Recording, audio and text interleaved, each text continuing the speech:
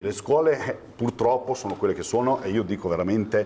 purtroppo perché comunque la scuola è fondamentale. Dopodiché però anche i social devono essere gestite meglio. Non può Facebook e Instagram fare quello o far vedere quello che fanno vedere, perché purtroppo diamo ragione dopo a questi ragazzi appunto che vanno e si preparano con i telefonini a filmare ciò che fanno, ma siamo proprio arrivati al limite, cioè tu non puoi andare a filmare mentre comunque con un quattordicenne, come abbiamo detto prima, viene pestato o comunque gli viene fatto tutto ciò che viene fatto, cioè non è possibile, i social vanno gestiti, comunque bisogna dopo agire e non ha importanza se sono minorenni o maggiorenni, vanno affrontati per quello che sono e per quello che hanno fatto.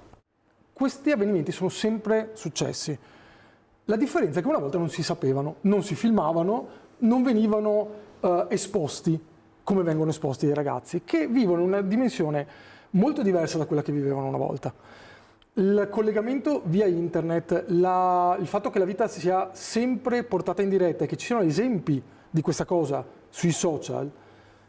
è palese, cioè loro ripetono quello che vedono. Se i genitori poi fanno la stessa cosa, non possiamo pretendere che i figli facciano cose diverse. Purtroppo è un lavoro che deve essere fatto sui territori, nelle scuole e deve essere fatto anche con i genitori.